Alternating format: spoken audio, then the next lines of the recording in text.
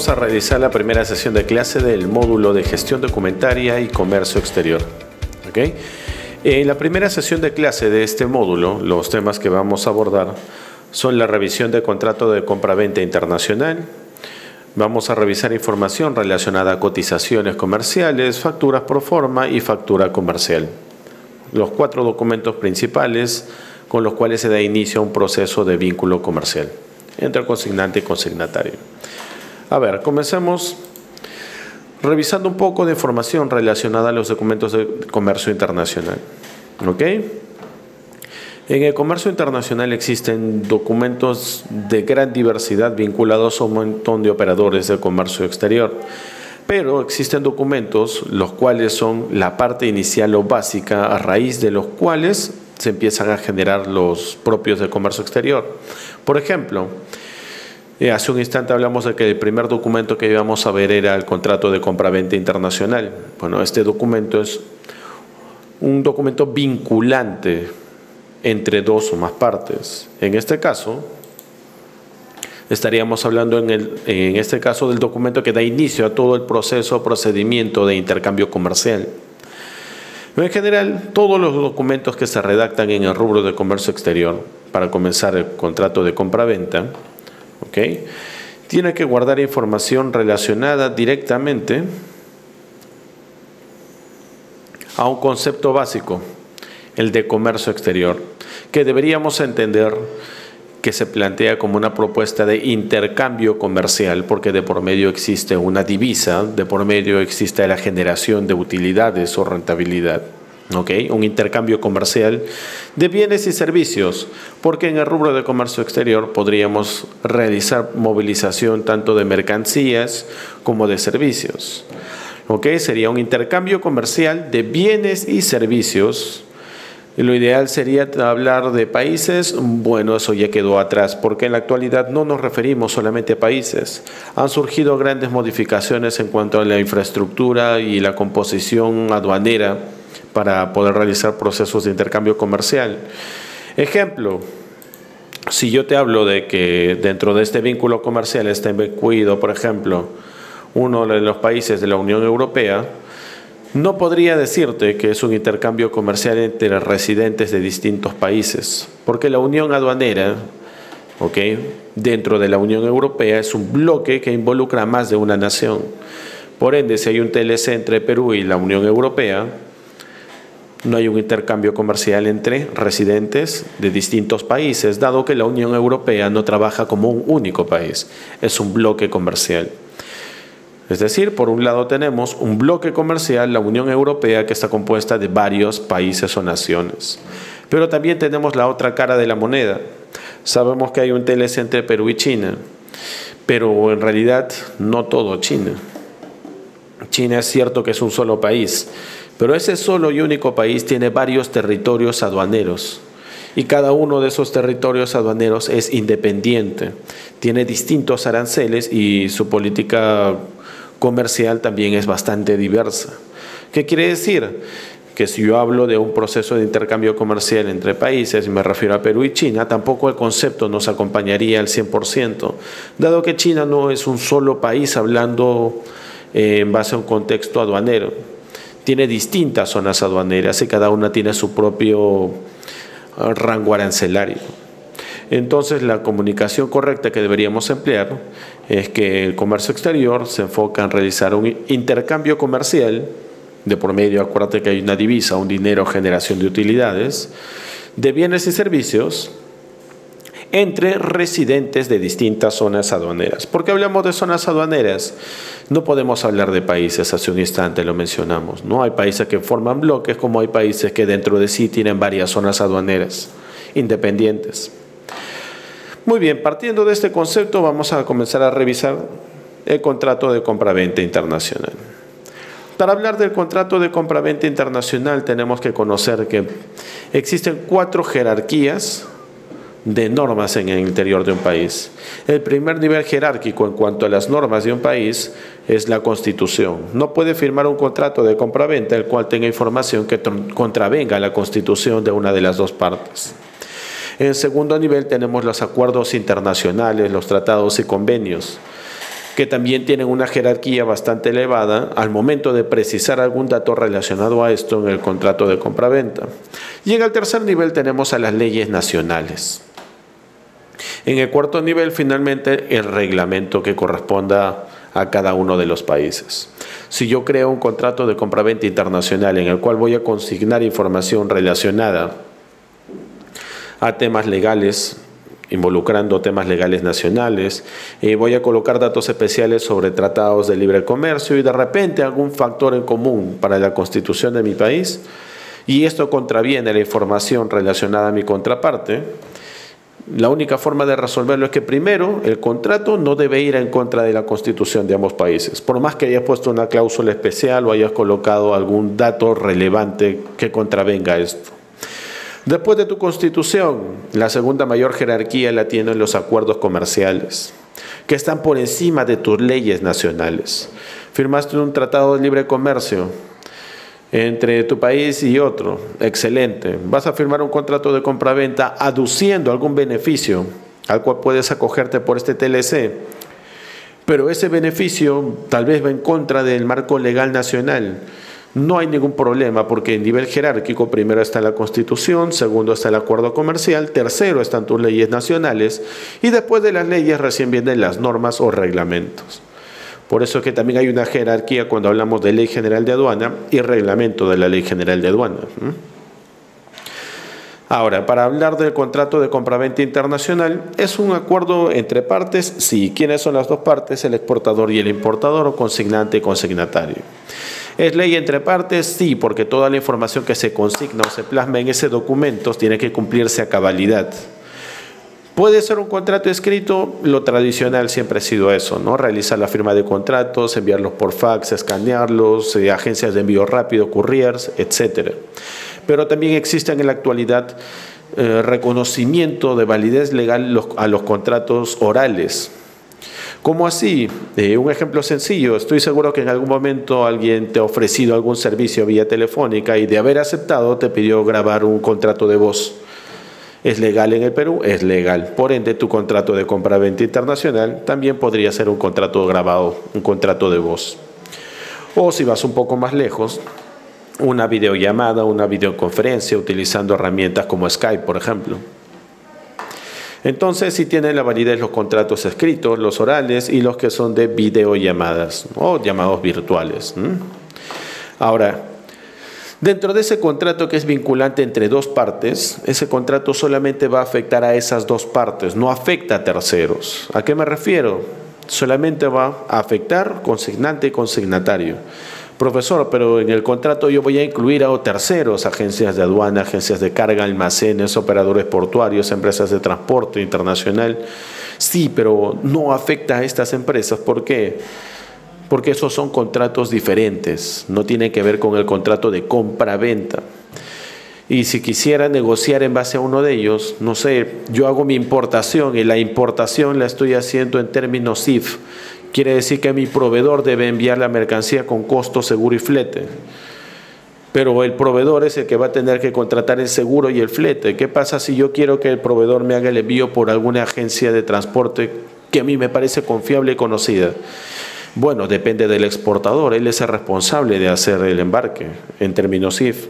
Si tú quieres que tu exportador trabaje con la empresa de transporte que tú quieres, tendrías que firmar un documento adicional, un endoso al primer contrato, ¿okay? Aduciendo que se comprometen a trabajar con la empresa de transporte tal. Ahora, tu proveedor, en este caso, se exporta en CIF, él tendría que elegir el tipo de seguro, el nivel de cobertura A, B o C. De repente usa una C. Pero, profesor, yo quisiera que use una cláusula tipo B. Una cobertura a nivel B, ¿me daría más seguridad? Bueno, pues que no puedes negociar eso porque eso está dentro de las responsabilidades de tu proveedor. ¿Puedes negociarlo? Sí, pero muy aparte del contrato de compraventa. Eso tendrías que plasmarlo en un documento, un endoso, un contrato adicional que vaya vinculado al primero. Porque acuérdate que el contrato de compraventa internacional solo afecta a ambas partes, consignante y consignatario, no a terceros. Pero puedes incluir contratos adicionales, endosos adicionales que respalden al primer contrato. Otro dato importante es que dentro de los contratos de compra-venta internacional, un punto que no se te debe escapar jamás es colocar información relacionada a cómo se va a resolver ese contrato. Como profesor no lo entiendo, hay dos formas en las que puedes resolver un contrato, por la vía estatal legal y por la vía privada. La vía estatal legal, tú colocas en el contrato que bajo cualquier tipo de incumplimiento por cualquiera de las partes, este contrato se resolverá bajo el marco jurídico legal de, y colocas el país. Pregunta, ¿cuál de los países es el que debe ir? ¿El del consignante o consignatario? ¿Qué leyes vas a utilizar? En realidad no estás limitado a elegir el marco legal de un país o del otro. No necesariamente es el país del exportador o del importador. Tú puedes resolver ese contrato internacional bajo el marco legal o jurídico de cualquier nación o país que forme parte de la OMC. El país que se usa con más frecuencia es Suiza, porque es mucho más rápido, mucho más estricto y digamos que es mucho más transparente de cierta forma, ¿no? Imagina si lo resuelve bajo el marco legal peruano. Mientras lo resuelve ya prescribió. Otra opción, te dije que era la vía privada. ¿En qué consiste? Existen centros de arbitraje a nivel internacional. ¿Ok? Centros de arbitraje internacional. Generalmente están vinculados a las cámaras de comercio, pero no necesariamente están dentro de este tipo de infraestructura, ¿no? Dentro de este tipo de organización. ¿Qué es un centro de arbitraje? Vas a encontrar abogados especializados en derecho internacional y vas a tener también especialistas en comercio exterior, vinculados a cada uno de los niveles de especialización, agroindustria, pesquero, textil, etcétera. Tú vas al centro de arbitraje junto con tu contraparte, demuestra que no hay ninguna relación o vínculo entre el centro de arbitraje y las dos empresas, eligen un árbitro, un especialista, se emite un pronunciamiento por el lado del centro de arbitraje en cuestión de 3 meses aproximadamente, si es un árbitro, o puede ser una junta arbitral con 3 árbitros, y el documento final que te entregan es un papel en el cual dice laudo arbitral. ¿Qué es un laudo arbitral? Es la sentencia final que te entrega el centro de arbitraje. Y esa sentencia tiene que cumplirse sí o sí. Es inapelable, o sea, no puedes reclamar ante ninguna instancia, ni siquiera internacional. Se cumple sí o sí. Muy bien. Información relacionada a contratos las vas a encontrar en la página de CISEX. Acá tienes un enlace donde vas a encontrar modelos y formatos de todo tipo de contrato internacional. Vamos a ver el siguiente documento. Las partes principales de tu contrato, bueno, vas a mencionar sí o sí a las partes, al consignante, consignatario, la descripción de la mercancía, el precio vinculado a un Incoterm, las fechas y los plazos de entrega, de repente algunos documentos adicionales que se requieren que te provea, en este caso, el consignante, condiciones y formas de pago, la entrega de algunas garantías, y lo que te expliqué hace un instante, las consecuencias del incumplimiento, ¿no? El marco legal aplicable o la solución de controversias vía privada. Muy bien, siguiente documento, la cotización comercial. Este es el primer documento que da a entender la intención de una compra.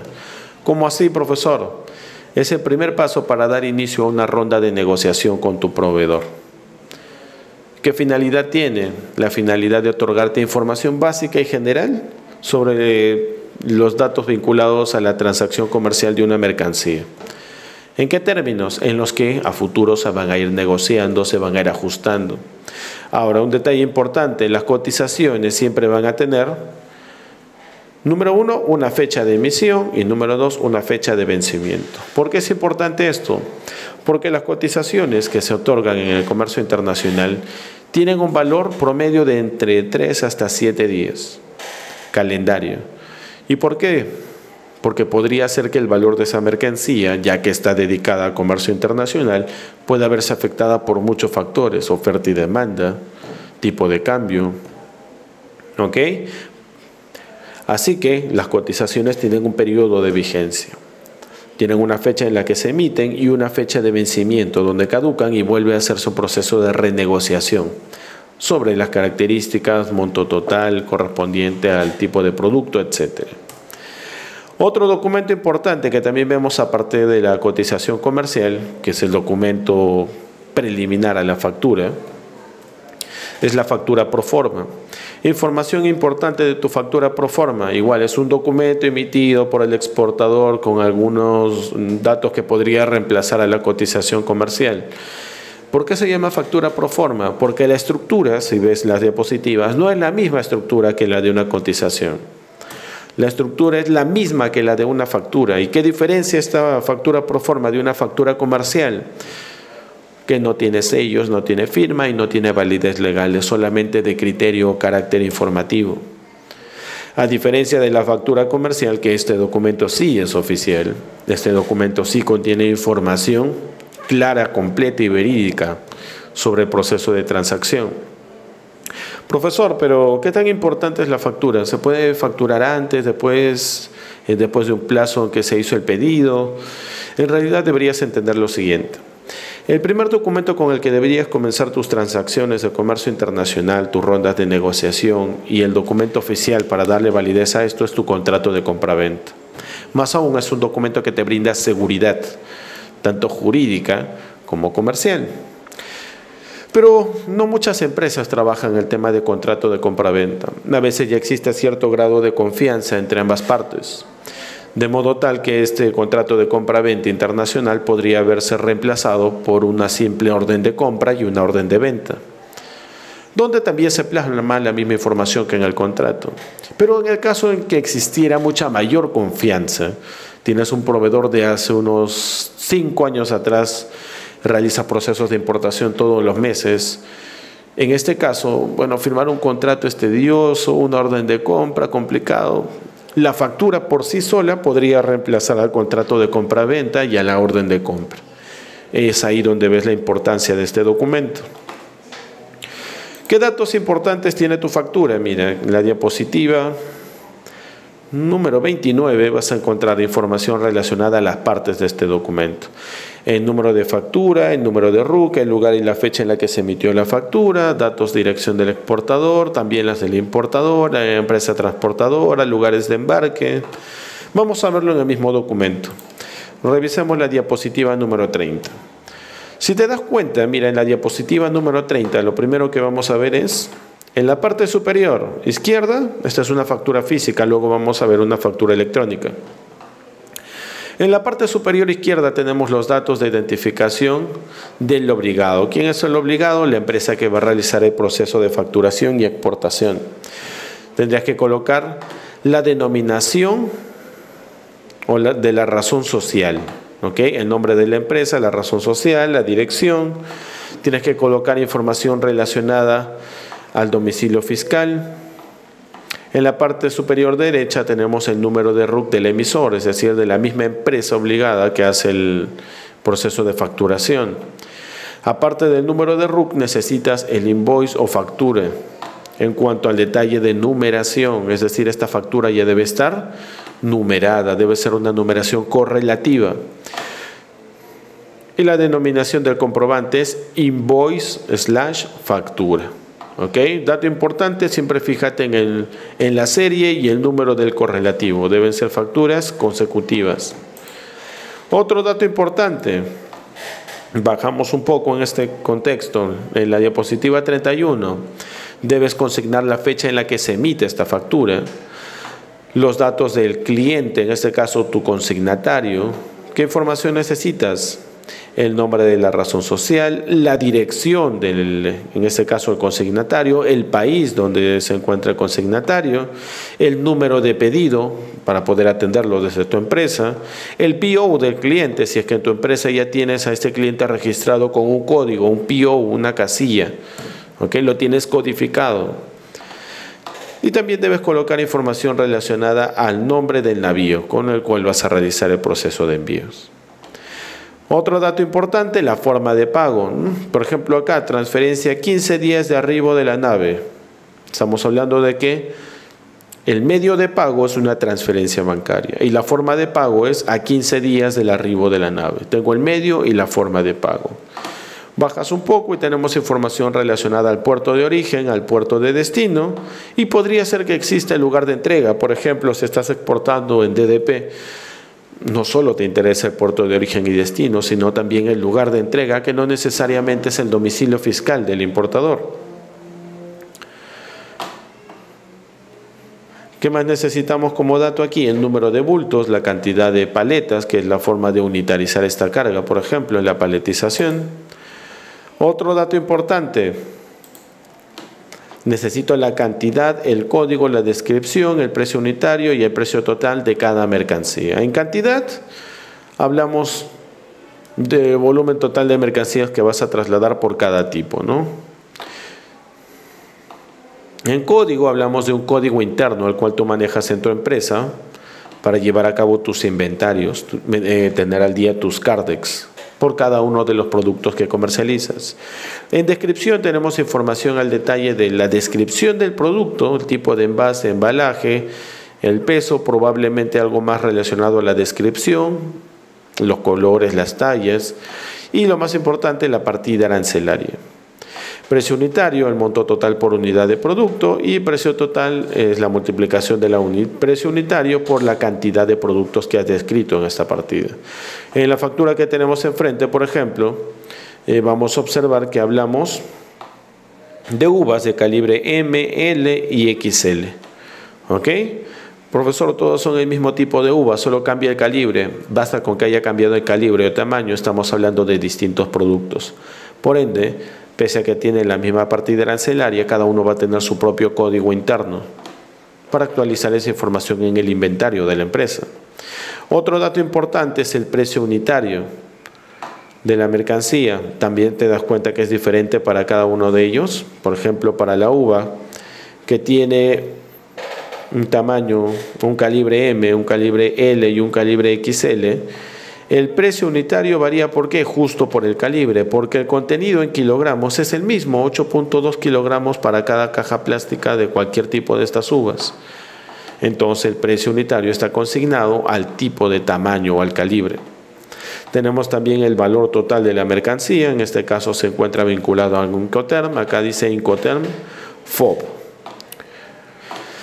Otra información importante, también tenemos acá la descripción del monto total de pago en texto, no solamente en números, y en la parte final, para que esta sea una factura comercial y no una factura pro forma, debe tener un sello, una firma propias de la empresa exportadora, y en la parte inferior de esta factura debe tener los datos de la imprenta que realizó la impresión de este documento, que debe haber sido una imprenta autorizada, ¿no?, por la SUNET. Eso es en cuanto a una factura física. Profesor, en la actualidad usamos factura comercial pero electrónica. Acá tienes un formato de factura electrónica. Mira la diapositiva 35. Universal Textil, datos de la factura. Consignatario, consignante, peso, total de cajas, fecha de emisión de la factura, la moneda en la que se va a realizar el pago, la forma de pago, acá dice a 30 días, el número de RUC, la numeración de tu factura electrónica, el código interno de tu mercancía, la descripción, la cantidad, el valor unitario, el valor total, el precio total fijado en Incoterm, acá es en cuanto al FCA, es la misma información.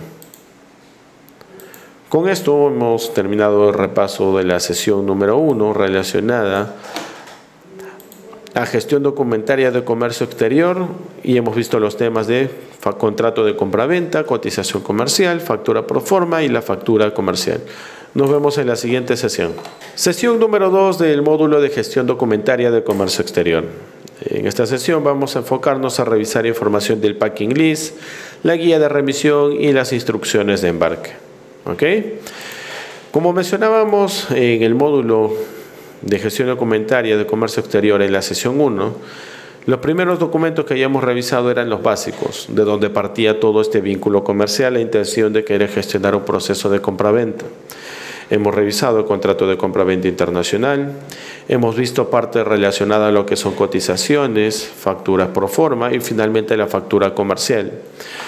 Hemos indicado que el contrato inicial el documento inicial que deberías usar ese contrato de compraventa internacional. Y hemos dicho también que podía ser de 3 tipos, ¿no? Escrito, oral o una videollamada. Hemos dicho también que no era necesario tal vez el contrato si ya había bastante confianza entre ambas partes. Por ende, podías recurrir a un segundo documento que es la emisión de una orden de compra y orden de ventas. Pero en el caso que ya haya una confianza extrema, podrías recurrir a un documento llamado factura comercial, es decir, solamente solicitar la facturación bajo los mismos términos de negociación. Vimos también información relacionada a cotizaciones. Hemos dicho en cuanto a la cotización es el primer paso para dar inicio a una negociación. Generalmente son de 3 a 5 rondas de negociación previas a la firma de un contrato.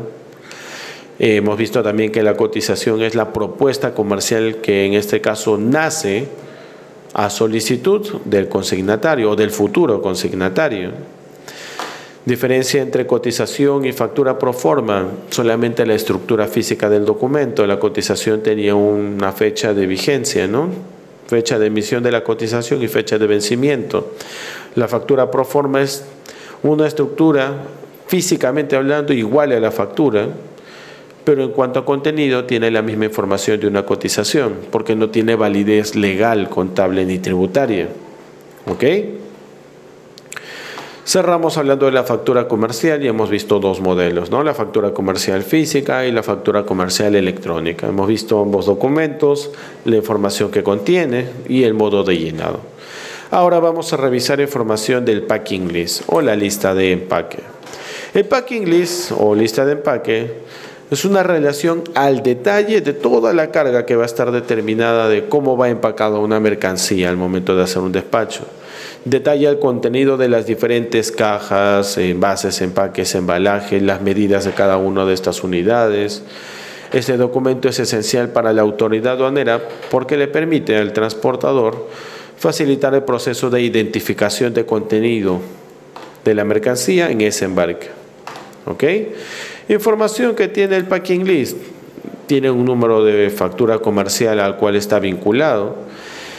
Tiene un lugar y fecha de emisión, datos y dirección del exportador o consignante, la cantidad total de bultos, el tipo de bultos, el contenido de cada uno de los bultos, las dimensiones del bulto para el tema de volumetría, el peso de cada uno de los bultos para calcular el flete, por ejemplo, el peso versus el peso volumen. La descripción del embalaje para poder ver si es la ideal o no para trasladar este tipo de mercancía. Marcas y números de cada bulto, marcas tipo pictogramas o indicaciones de tratamiento especial. El peso neto total, el peso bruto total, finalmente la firma del consignante o exportador y el sello de la empresa. Esto lo vamos a ver en la representación gráfica de este documento. A ver. En la sección 2 de gestión documentaria, en la diapositiva número 5, vamos a ver el llenado del packing list. Observa que en la parte superior izquierda lo primero que debes de llenar son los datos del consignatario o la empresa o razón social que está haciendo el proceso de exportación. Necesitas el nombre de la razón social, el RUC, la dirección tal y como aparece en tu ficha RUC y el número de teléfono que tienes registrado en la página de la SUNAT. Más abajo te piden los datos en este caso el exportador, el shipper, el exportador. ¿Quién es el exportador? El que está enviando la mercancía. ¿Quién era el consignatario? El que iba a nacionalizar o recibir la mercancía. En este caso, en la parte superior izquierda, consignatario o importador. En la parte inferior izquierda, los datos de la empresa exportadora o que va a embarcar la mercancía. Pero muchas veces no es suficiente tener la información del consignante y consignatario. Muchas veces existe un tercero que es a quien vas a notificar para que se encargue del proceso de nacionalización.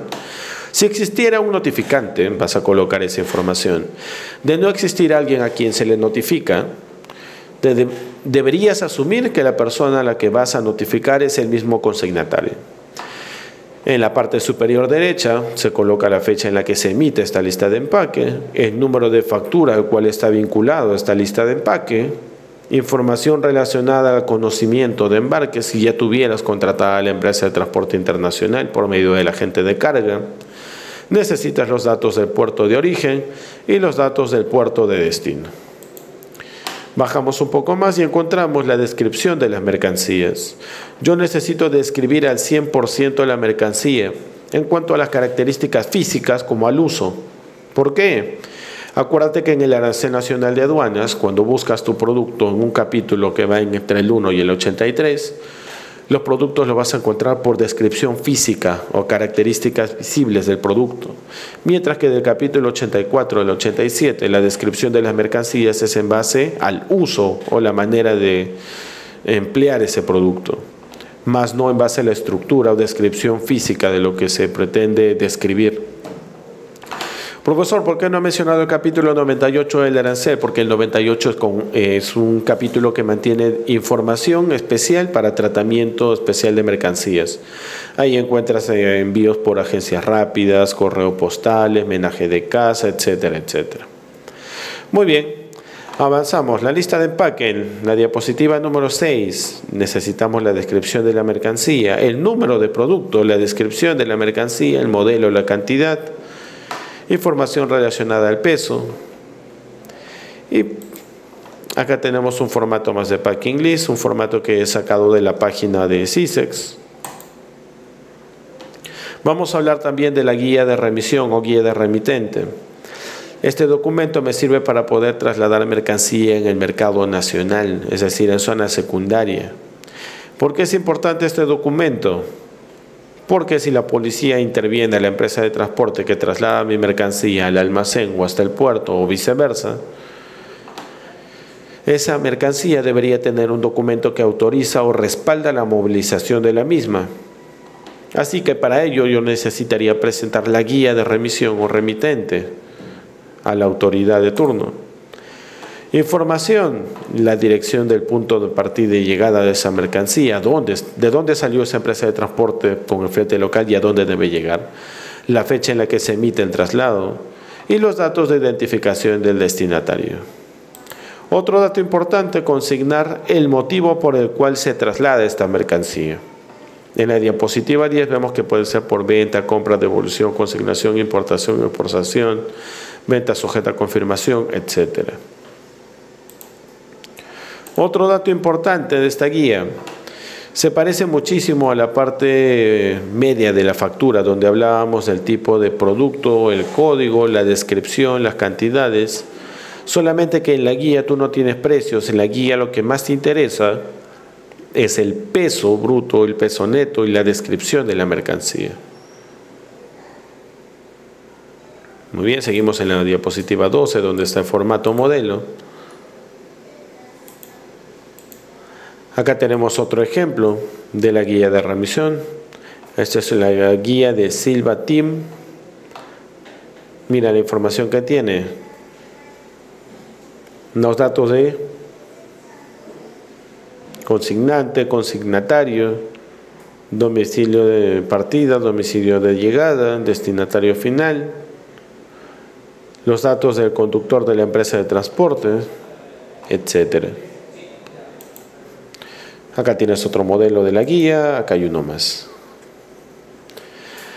Recuerda que la guía es importante porque te va a permitir realizar un traslado correcto de mercancías en el mercado local. Tanto así que, como te dije, si la policía te interviene en algún momento y no cuentas con la guía, es muy probable que esa mercancía vaya a ser decomisada, porque no tiene un documento que autorice o respalde la movilización o manejo de gestión de traslado de carga a algún otro destino.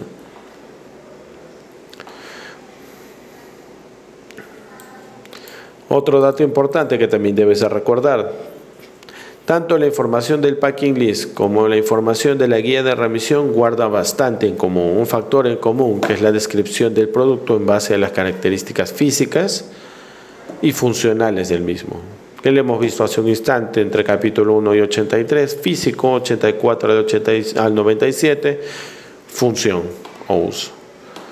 Con esto hemos terminado la sesión número 2 del módulo de gestión documentaria. Nos vemos en la sesión número 3. Veamos la sesión número 3 del módulo de gestión documentaria de comercio exterior. En la sesión 3 vamos a tocar los temas relacionados a ficha técnica, declaración simplificada de exportación y declaración de exporta fácil. Para comenzar, la ficha técnica es un documento bastante importante y básico, no solamente para el comercio internacional, sino también para el comercio local. Este documento es elaborado por la empresa del consignante, es decir, quien va a realizar la elaboración, transformación y va a presentar al mercado como oferta comercial la mercancía. ¿Ok? Información que debe tener esa ficha técnica y por qué es tan importante. En primer lugar, obtiene datos generales del producto, como cuáles las características físicas que son visibles e interpretadas a simple vista. Tiene información relacionada, por ejemplo, a tamaños, a tipo de insumos que posee, variaciones, formas de presentación, colores. También información descriptiva relacionada al uso, la función con la cual se elabora, se construye este producto y para la cual sirve. Tiene aspectos también arancelarios, información relacionada a la partida arancelaria, si es específica, si es genérica, si depende de alguna nota legal. Requisitos técnicos no arancelarios del país destino, como cuáles las entidades que van a regular el ingreso y salida de esta mercancía. Los requisitos establecidos para la calificación de origen peruano, por ejemplo, antes de hacer tu exportación. Información relacionada a algunas restricciones, certificaciones y documentos que debes tener para ingresar al país destino. Información netamente de tema comercial, como qué etiquetas, envases, empaques, embalajes, registros, marca, pictogramas, descripción, por ejemplo, para correcta manipulación y traslado o transporte de esta mercancía.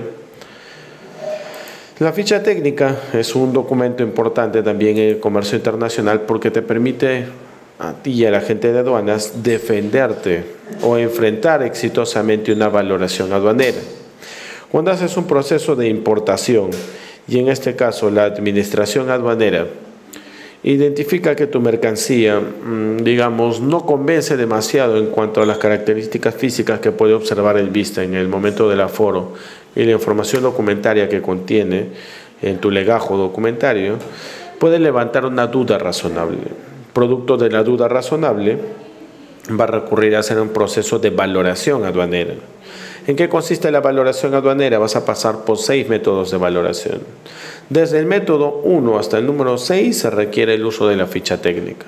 ¿Cómo así? En el método 1, por ejemplo, se busca encontrar información del monto total de la transacción de las mercancías iguales a la tuya.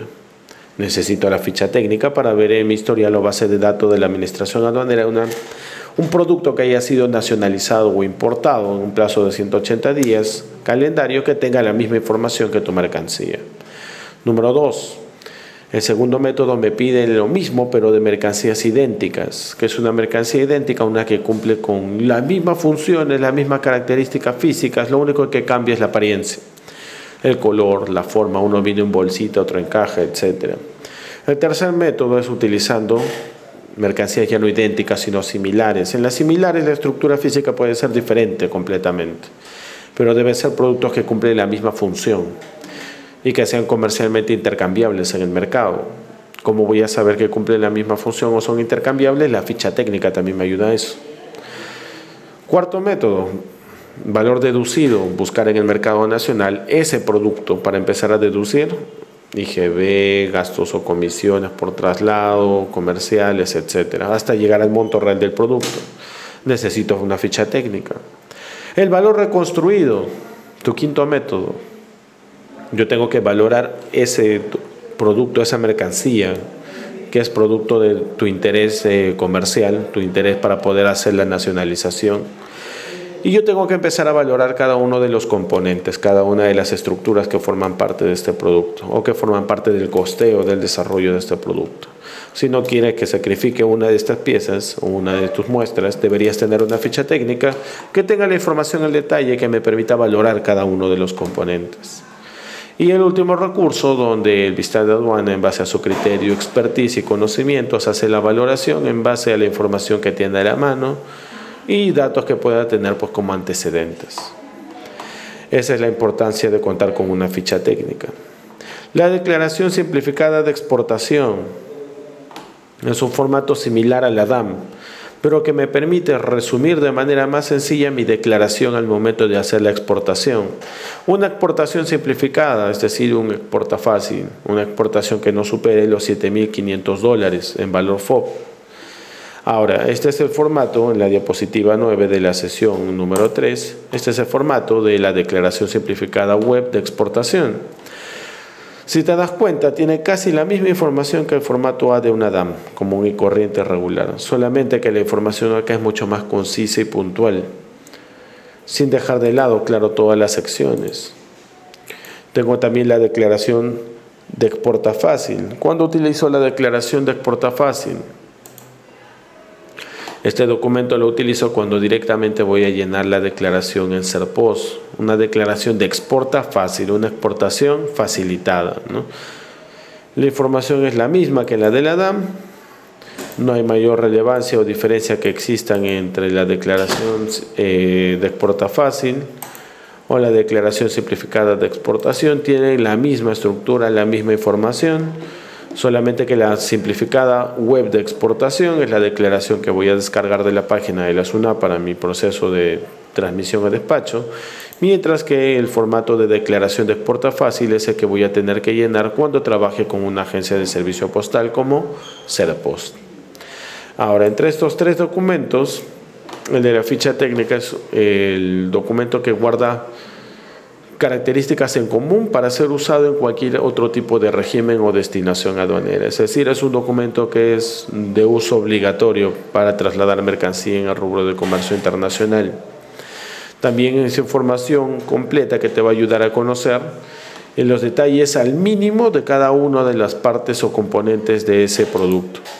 ¿Para qué? Para saber si realmente en un estudio de mercado ese producto puede ser viablemente comercial dentro de tu país o si requiere de algún tipo de tratamiento especial, permiso, licencia, autorización. Por ende, este documento, que es la ficha técnica, debes recordar que siempre se elabora dentro de las instalaciones y por cuenta del consignante.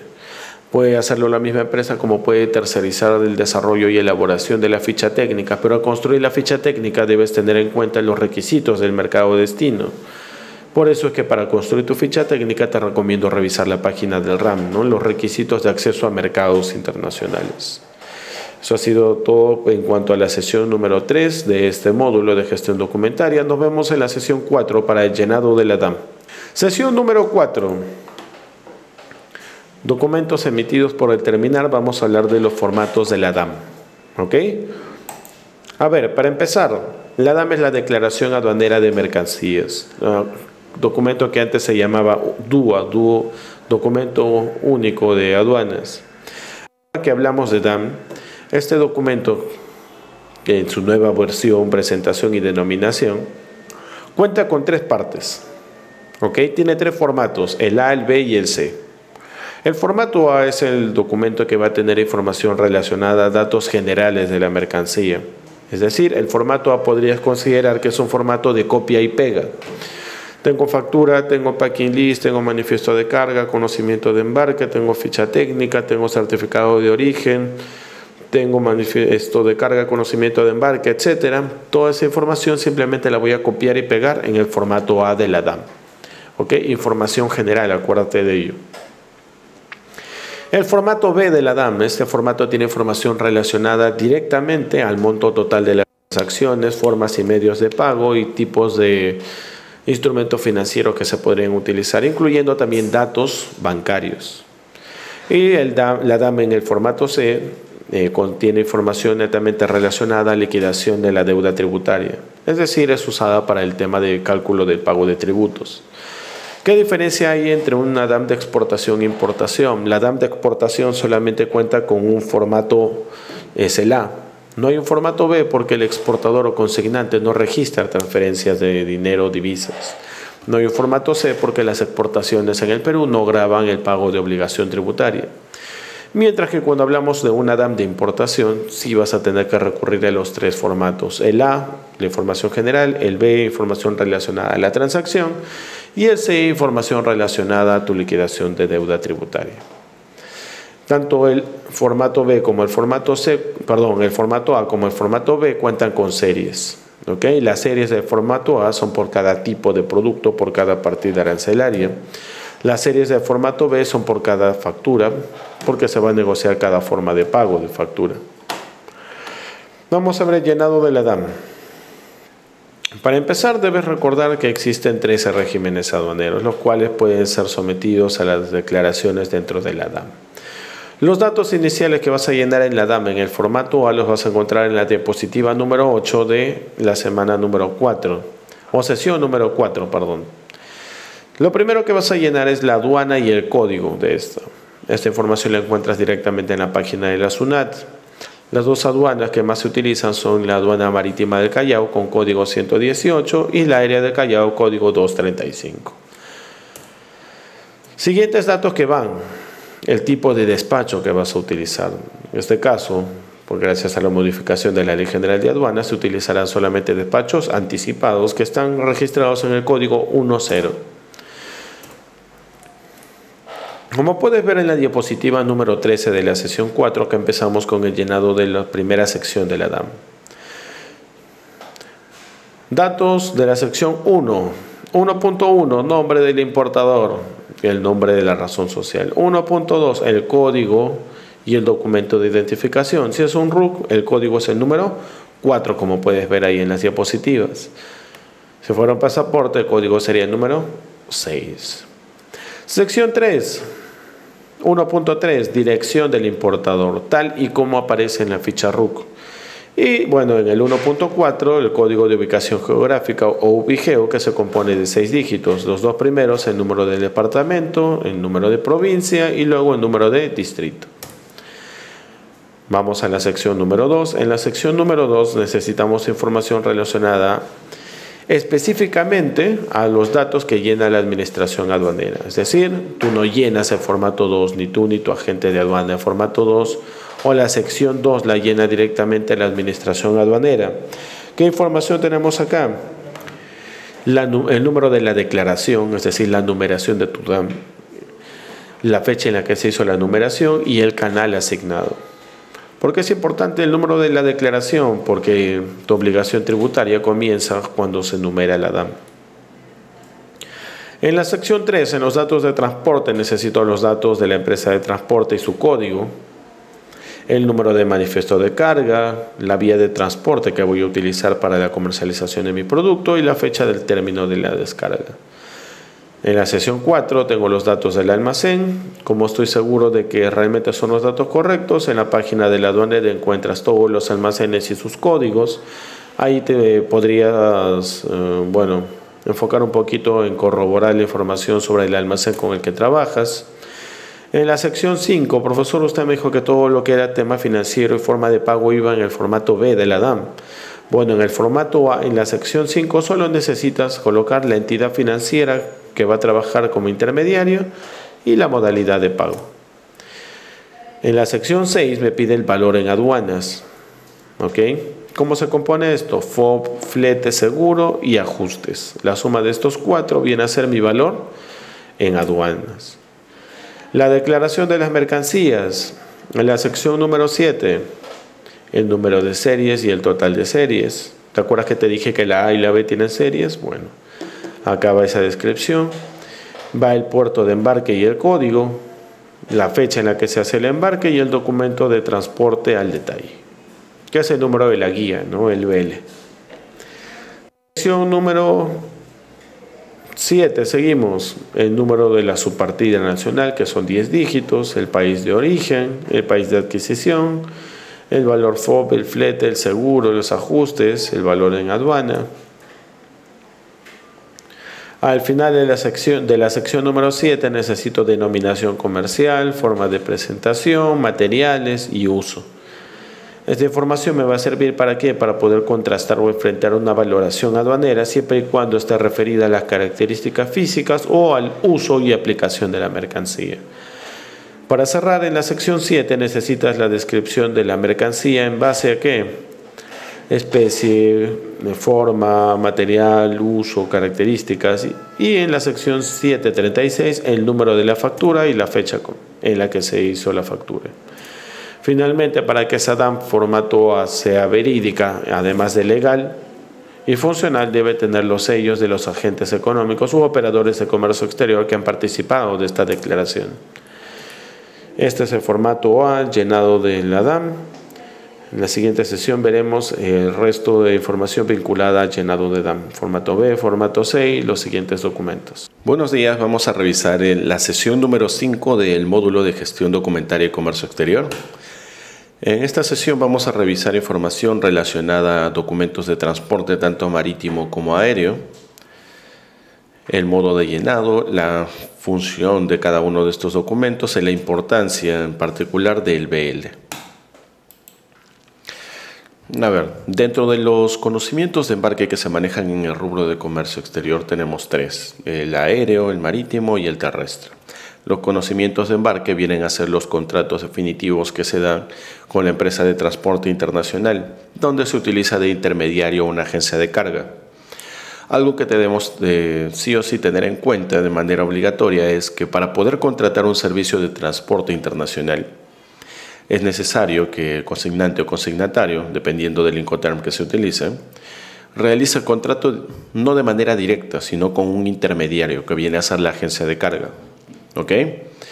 Es decir, para contratar tu servicio de transporte internacional necesitas sí o sí los servicios de una agencia de carga. La agencia de carga vendría a ser tu intermediario para poder finalizar con el contrato definitivo marítimo, aéreo o terrestre. Ahora, otro dato súper importante que también debes conocer. Si bien es cierto, hablamos de conocimientos de embarques aéreos, marítimo y terrestre, cada uno de ellos tiene una denominación particular en siglas. Vamos a comenzar con el conocimiento de embarque marítimo, también llamado Bill of Lading o por las siglas BL. ¿Ok? Para efectos instructivos, en la diapositiva número 3 de la sesión número 5 podemos ver que se considera transporte marítimo al que incluye traslado en contenedores en modalidad LCL, FCL, vía marítima. ¿Ok? Este transporte es bastante diverso, te permite trasladar mercancía en carga general, carga a granel, granel líquida sólida, mercancía peligrosa, entre otro tipo de clasificación. En particular, ¿qué es lo que vamos a encontrar en el BL? De los tres conocimientos de embarque que manejamos, en especial el BL es el único documento, el único conocimiento de embarque de los tres que tiene validez de contrato. ¿A qué me refiero? A que por sí solo este documento te puede servir para hacer una especie de protesto o realizar una especie de reclamo o solicitar por algún motivo de repente la ejecución del seguro que habías contratado. ¿Ok? De por sí el BL de los tres conocimientos de embarque es el único que tiene validez de contrato por sí solo.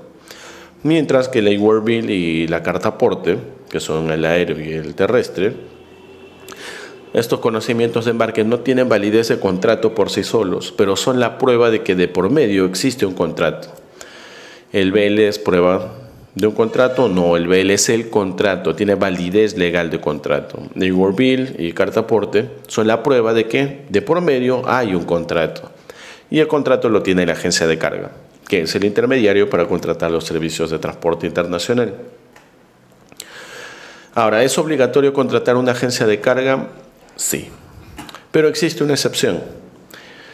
Solo bajo una circunstancia tú podrías hacer el contrato directo con la empresa de transporte, sin necesidad de pasar por una agencia de carga. Y esto se da cuando tú contratas el servicio completo de la empresa de transporte, todo el buque, toda la aeronave, lo cual es muy complicado, ¿no? En realidad no es muy frecuente este tipo de movilización de carga. Volvemos al BL. Información que debe tener sí o sí el BL. El nombre y domicilio del transportador, del cargador, el nombre y nacionalidad del buque, el puerto de carga y descarga, el nombre y domicilio del destinatario, la naturaleza, calidad de la mercancía, el estado y la condición de la carga, el flete convenido, si es un flete, por ejemplo, en base a peso volumen, si es un flete prepagado o pagado en destino. ¿A qué me refiero con esto? Un flete prepagado es un flete prepaid. Es cuando el consignante o el exportador o embarcador, despachador es el que realiza el pago y la contratación de la empresa de transporte internacional. Por ejemplo, si haces una exportación en términos FOB, el flete no lo vas a pagar tú como exportador. Ese monto total le correspondería al importador o al consignatario. Por ende, el flete sería no un prepago, sino un pospago. Si en este caso se diera una exportación, haces una exportación CFR, ahí sí te corresponde a ti contratar el servicio de transporte. Por ende, el flete sería prepagado. Si fuera, en este caso, por ejemplo, un CIF, igual te corresponde pagar el flete como exportador o consignante, tendrías que hacer un flete prepagado. Cuando es un flete prepagado, la diferencia con el flete collect o postpago es que el monto total de la cotización es calculado en base al peso, volumen y algunos adicionales. Pero cuando es un flete postpago, pagado en destino, cuando el consignatario es el que va a pagar el flete en destino, existe un recargo adicional en esa tarifa. Un collect. ¿Qué es el collect? Un pago o una comisión por el derecho de darte la exclusividad de pagar el flete en destino. ¿Por qué? Porque si me hubieras pagado el flete en origen, el tipo de cambio, la divisa hubiera tenido un valor X. Pero como me vas a pagar en destino, hay demasiada incertidumbre. No se sabe si el valor del dólar va a subir o bajar y va a perjudicar la cotización. Por ende, se te cobra una comisión. A ver, veamos la diapositiva número 6 de la sesión 5. Acá podemos ver la parte inicial de cómo se llena un BL. ¿Ok?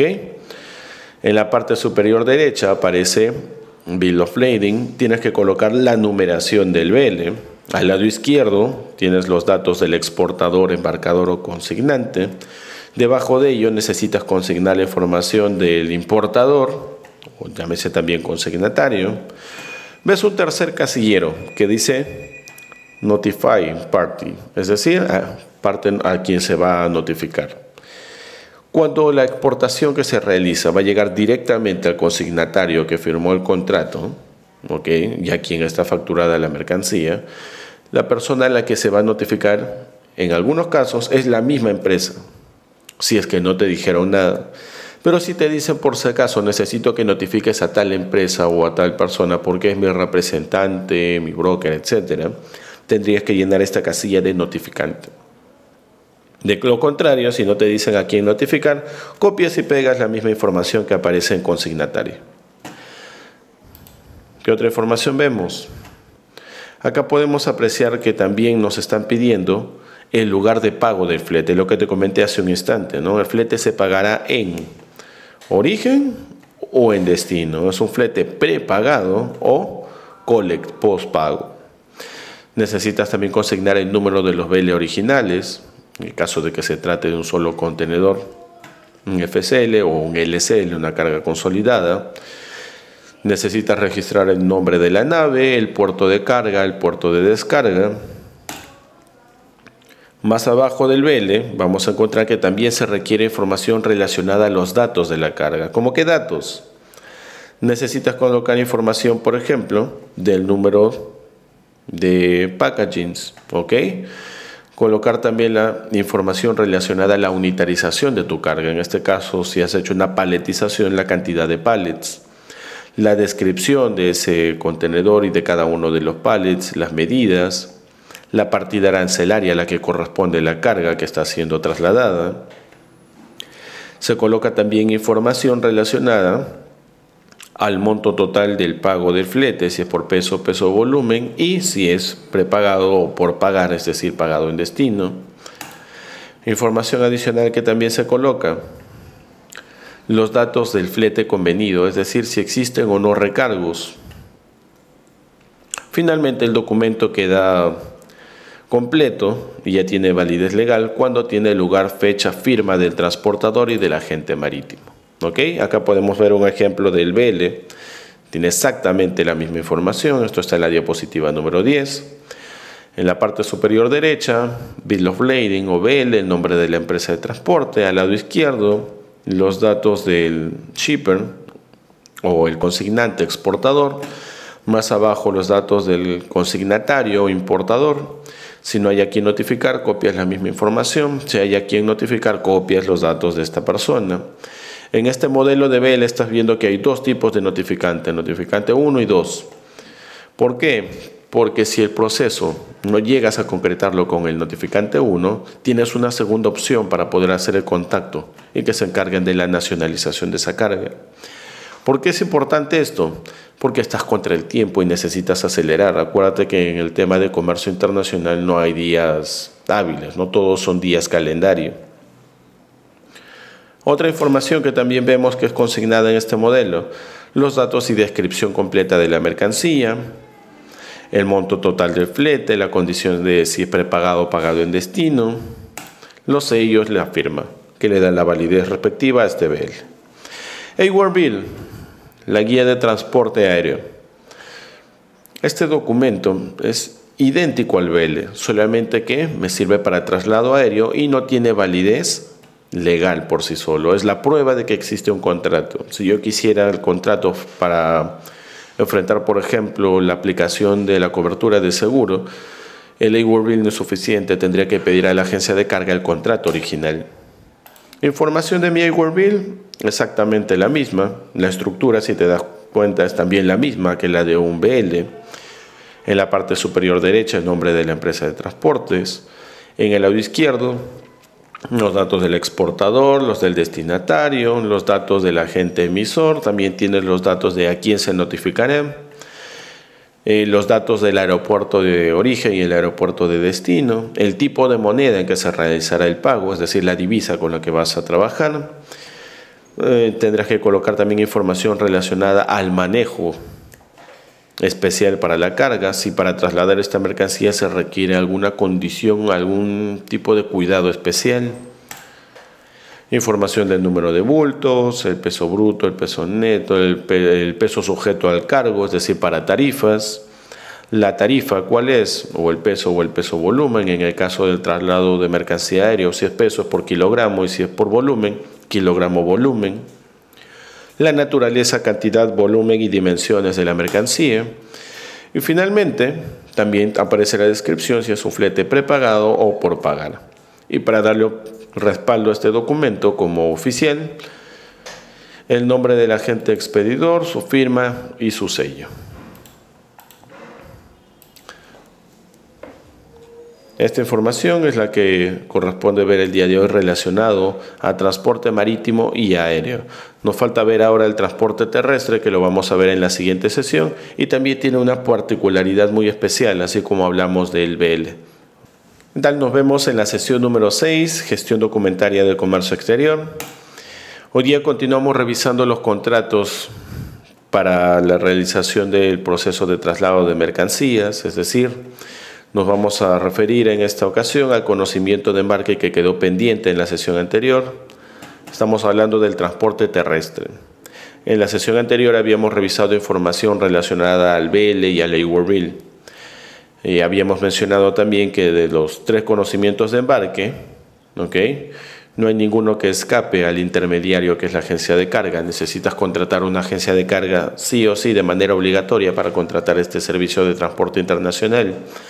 A excepción, claro, de cuando tú contratabas directamente la empresa de transporte, que se daba solamente cuando tú solicitabas el servicio completo, es decir, todo el vuelo o todo el buque. Vámonos a la sesión número 6. Tenemos que empezar con los documentos de transporte terrestre, en especial revisar la carta aporte, que es el nombre que se le da al conocimiento de embarque terrestre. A ver, transporte terrestre. El documento de transporte terrestre o carta aporte tiene una particularidad. Así como el BL era el único de los 3 conocimientos que tenía validez legal, cuando hablamos de la carta aporte, este documento también es muy especial porque va acompañado siempre de una segunda hoja, de un segundo formato. ¿Cuál es ese formato? Es un documento llamado hoja de ruta. ¿Por qué este documento de hoja de ruta es obligatorio para el traslado de mercancía vía terrestre? Cuando nosotros trabajamos el traslado de mercancía vía aérea o marítima, si bien es cierto hay una ruta trazada, no es tan, digamos, exclusiva o limitante, restrictiva para la movilización del buque o de la aeronave. En cambio, en el transporte terrestre, que se divide en 2, en el ferroviario y vehicular, tienes una limitación mucho más estricta o precisa. Por ejemplo, vía ferroviaria no puedes ir por otra ruta que no sea la riel del ferrocarril. Por vía vehicular no puedes ir por otra ruta que no sea una carretera.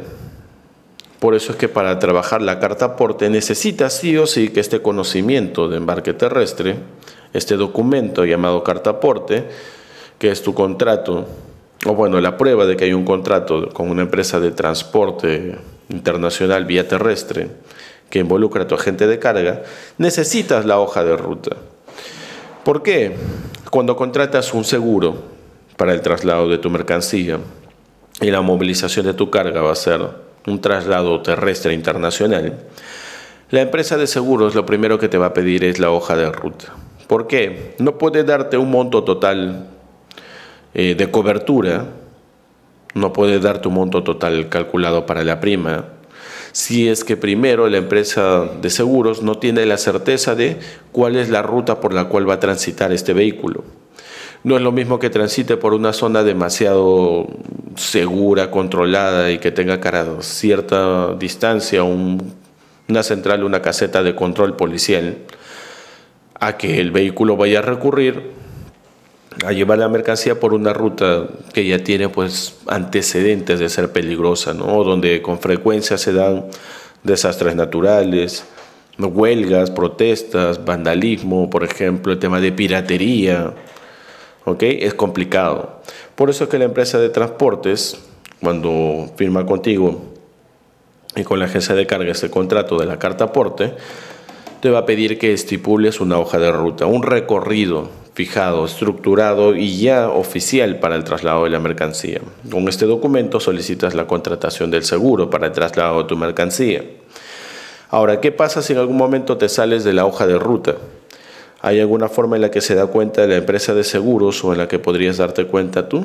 Si es que no lo reporta la empresa de transporte o la agencia de carga, sí hay una forma de darse cuenta. Acuérdate que todo servicio de transporte internacional tiene un GPS de rastreo satelital. Por ende, no solamente existe el tracking number, ¿no? Que es el número para rastreo en página web, sino que también existe rastreo GPS. Esa información va a llegar directamente a la agencia de carga o también podrías utilizarla tú para rastrear el envío de tu mercancía. Y también va a tener acceso a esa información la empresa de seguros. De modo tal que si ocurre una desgracia con tu mercancía, pero se respetó la hoja de ruta, la cual había sido firmada y aprobada, inclusive presentada a la empresa de seguros, la cobertura es aplicable sin ningún problema. Pero ¿qué sucede si la empresa de transporte decide desviar la ruta? ¿Por qué? No sé, no está llevando carga perecible y encuentra un bloqueo, no sé, digamos, por ahí una huelga, una protesta. Y decide, por iniciativa propia, la empresa de transporte cambiar de ruta, es decir, seguir una vía paralela. Y en esa vía paralela ocurre una desgracia. Te roban la mercancía. La empresa de seguro no te va a cubrir absolutamente nada, porque no estabas dentro de esa hoja de ruta. Profesor, ¿y con qué frecuencia se puede modificar esa hoja de ruta? Bueno, la empresa de transporte, si ve que es muy necesario cambiar de ruta, se va a comunicar contigo como consignante o consignatario, quien haya contratado a la empresa de transporte por medio de la agencia de carga. Te va a notificar de la situación y te va a decir, oye, ¿qué podemos hacer? ¿Sigo la ruta, espero o tomo otra ruta bajo tu autorización? Si tú autorizas el cambio de la ruta y no pasa nada, excelente. Pero si autorizas el cambio de la ruta y sucede, como te digo, un caso de fuerza mayor, el responsable serías directamente tú, ¿no? Para no recibir la cobertura de la empresa de seguros. Así que debes ser bastante cuidadoso con la elaboración de este documento. Y sobre todo, fijar o trazar una ruta bastante segura, confiable, fiable y donde tengas control policial constante. Y hay un beneficio adicional que te entrega el hecho de trabajar un traslado de mercancía internacional vía terrestre, que es el hecho de que tú puedes trasladar esa mercancía con un servicio adicional, el servicio de resguardo. Es decir, como va a atravesar una zona secundaria, territorio nacional, esta empresa de transporte terrestre, tú puedes brindar el servicio de resguardo con la misma empresa o con otra, que es el tema de resguardo, enviar escoltas para ese vehículo. El modo de llenado es exactamente el mismo que el de el Bill y del BL. Ahora vamos a hablar de un documento previo al Bill, al BL y a la carta aporte. Que este documento se llama Booking. El Booking viene a ser la solicitud de la reserva de espacios en el buque. ¿Cómo así? Por ejemplo, antes de contratar el servicio de transporte internacional por medio de tu agente de carga, primero debes asegurarte del flete, es decir, primero debes de solicitar la cotización al detalle del monto total que se te va a cobrar, brindando información completa de tu carga, ¿no? Para que te digan si es peso, si es en base al peso volumen, cuál es la fecha de llegada del buque, la fecha en la que parte y mayor descripción. Pero también te van a dar un formato, un esquema gráfico donde aparece la disponibilidad de espacios dentro de ese buque, donde cada uno de los espacios tiene un precio especial. Es como cuando vas al cine. Antes de pagar por tu entrada, primero ves los espacios disponibles, eliges tus asientos y luego recién haces un pago. Acá sucede exactamente lo mismo. ¿Ok? Vas a la agencia de carga, te cotiza con 2, 3, 4 empresas de transporte, te brinda las tarifas y también los espacios disponibles junto con las fechas en las que van a llegar las empresas navieras. Tú decides trabajar en base a la cotización, de repente el tema económico, o priorizas más el espacio disponible en cada una de las aeronaves, o si es que no hay mucha premura en el despacho, puedes fijar la elección de la empresa de transporte en base a la fecha que te convendría realizar el despacho, ¿no? O el envío de la mercancía.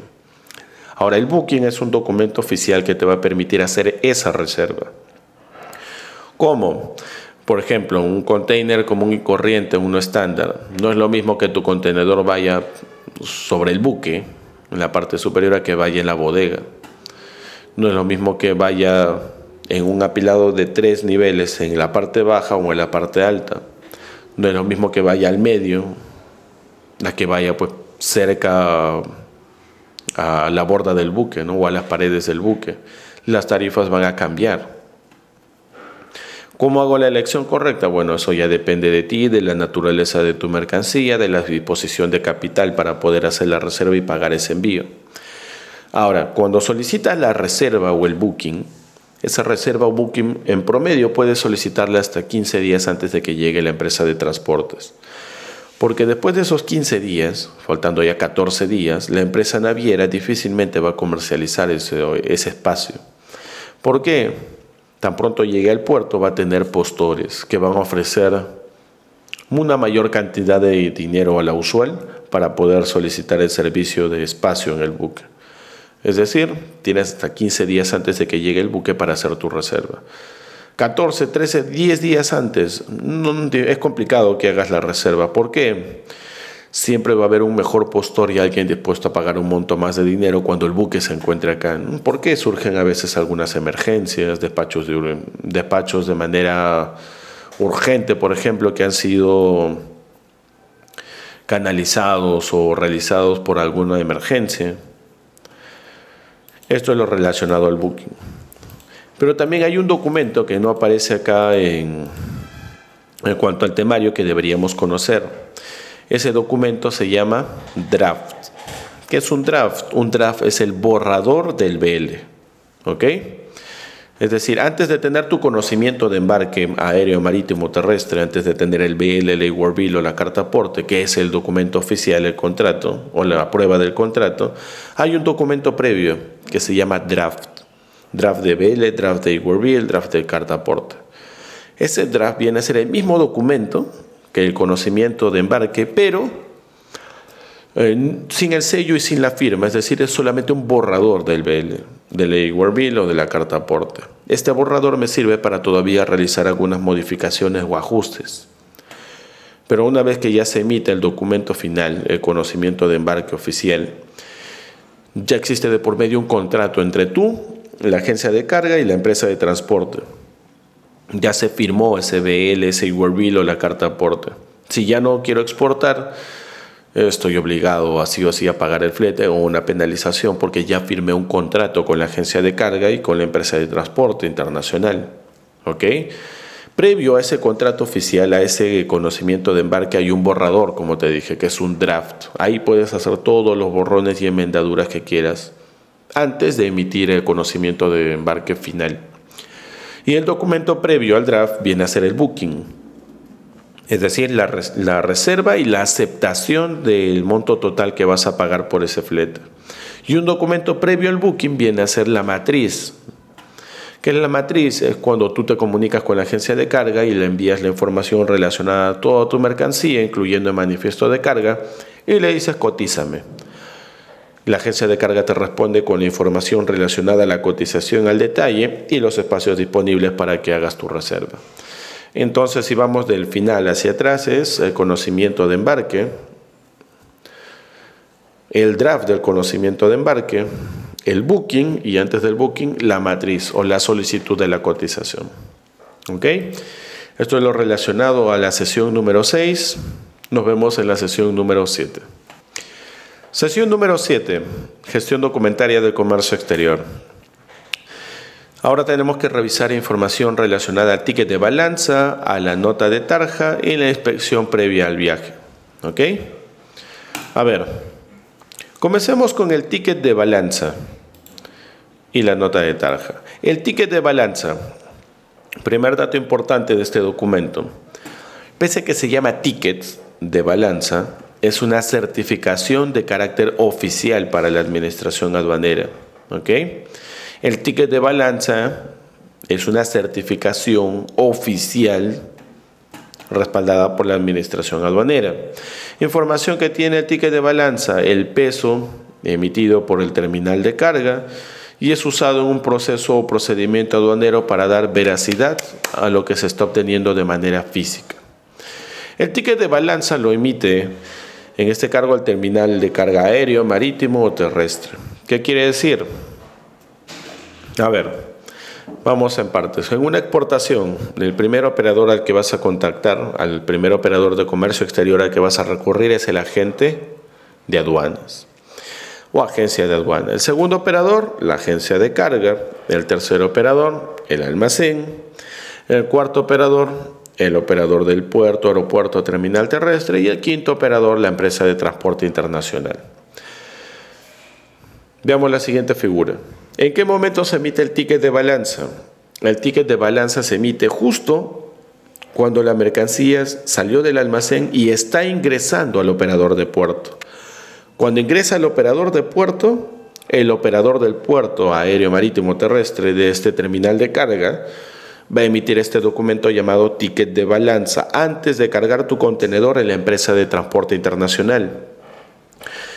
¿Va a dar fe de qué? Del peso total, el peso bruto, el peso neto, la carga útil, la descripción de la carga, la cantidad de unidades de mercancía, etc.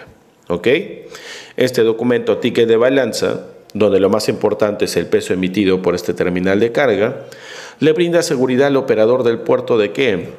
De que está registrando información real de una mercancía que va a ser trasladada bajo ciertas condiciones. ¿En qué momento se hace el pesaje y la emisión de este documento? Cuando la mercancía está ingresando al operador del puerto, cuando está ingresando a este terminal de carga, antes de cargar la mercancía sobre la empresa de transporte, sobre el buque o sobre la aeronave.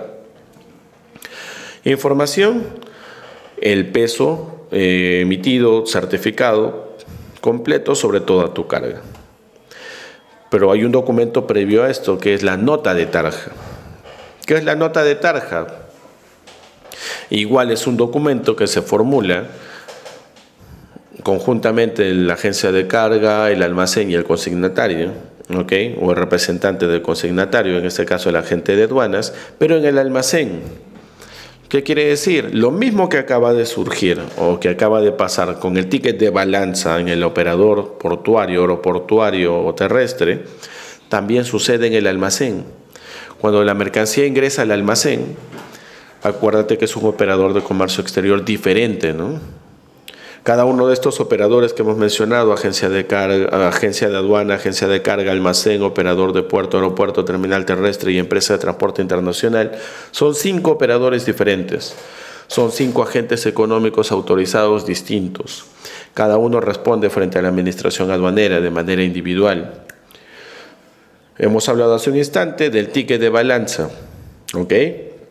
Emite un documento oficial que se llama certificado, ¿ok? Se llama ticket de balanza, pero es un certificado oficial. La información que contiene, sobre todo el peso emitido, sobre el ingreso de la mercancía. Pero ¿de dónde ha venido la mercancía al operador del puerto? Ha venido del almacén. Quiere decir que en el almacén también hay un documento que se llama nota de tarja, que me ayuda a registrar el peso total de la mercancía, la descripción de la mercancía, el peso bruto, la tara del camión, del vehículo que está ingresando en el contenedor, etc.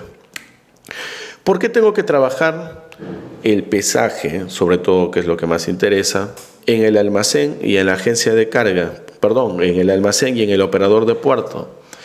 Por lo siguiente, mira, cuando haces un proceso de exportación, tu mercancía en tu propio local la vas a tener que paletizar, la vas a tener que unitarizar, codificar y colocarla dentro de un contenedor. Ese contenedor va a llegar al almacén. Pero ojo, al momento en que ingresas al almacén estás entrando a zona primaria y esto ya es considerado territorio aduanero, ¿ok? Es una zona primaria. Estás ingresando entonces a la potestad o jurisdicción de la administración aduanera que controla bajo el operador llamado almacén temporal. El almacén va a ser responsable de toda situación que surja dentro de sus instalaciones y tiene que rendir cuentas de eso a la administración aduanera. Pero el almacén tampoco es tan confiado. El almacén se va a lavar las manos, te va a decir, a ver, estás ingresando tal contenedor. Muy bien, vamos a pesarlo, vamos a ver qué es lo que contiene, vamos a ver la carga útil de la tara del camión, peso bruto, peso neto, carga útil, etc. Muy bien. Puedes dejarlo en el almacén. Yo ya tengo un documento oficial, que es la nota de tarja, que me indica cuánto pesa ese contenedor, la carga que tiene y que estando dentro de mis instalaciones yo doy fe de esto. ¿Ok? Después pasas el canal de control respectivo, presentas tus documentos, llega el medio de transporte, tu mercancía tiene que salir de ese almacén y tiene que ser trasladada al operador del puerto. El almacén te va a decir, bueno, puedes retirar tu mercancía con el precinto de seguridad que ya puso el vista de aduana que pasó al canal de control. Sale la mercancía del almacén, que es zona primaria, va a pasar a otra zona primaria, que es el operador del puerto, pero va a recorrer un flete local, un pequeño trecho. Al momento en que ingrese esa mercancía al operador del puerto, el puerto te va a decir, un momentito, yo también tengo que cuidar mi empresa, tengo que cuidar la actividad de mi operador de comercio exterior o de mi agente económico. Te va a decir, a ver, antes de que ingreses al operador de puerto, vamos a emitir el ticket de balanza, vamos a volver a pesar esa carga.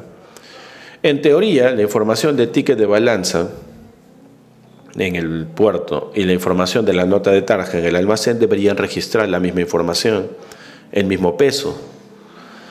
Pero muchas veces sucede que la mercancía salió del almacén con un peso, ingresó al operador del puerto con otro peso más o peso menos. Si pesó más, quiere decir que en ese recorrido, en ese flete local, alguien ha violado el precinto de seguridad y te han hecho famoso preñado, te han colocado algún tipo de mercancía.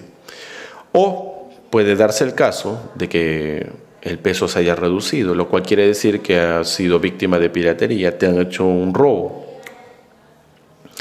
Ahora, ¿quién es responsable? El almacén te va a dar un peso referencial, el cual está en la nota de tarja. El operador de puerto te da el ticket de balanza. El ticket de balanza me va a servir para corroborar lo que salió del almacén en la nota de tarja. El ticket de balanza prácticamente en una exportación es el que me va a decir, oye, pasó algo en el recorrido local. ¿Ok?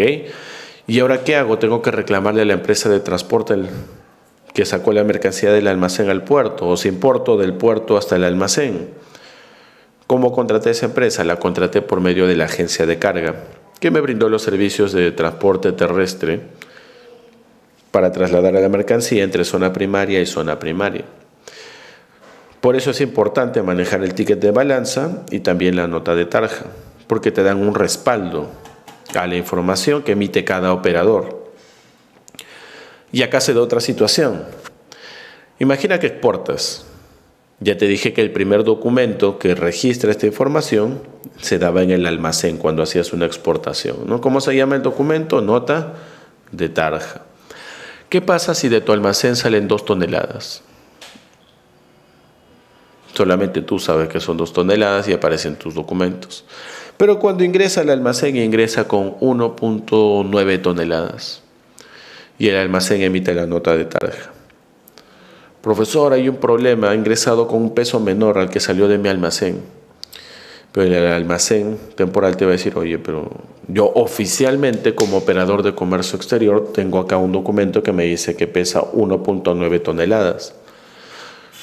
¿Tú qué documento oficial tienes para decirme que son 2 toneladas? No tengo. ¿Por qué? Solo hay nota de tarja y ticket de balanza en el almacén y en el operador del puerto.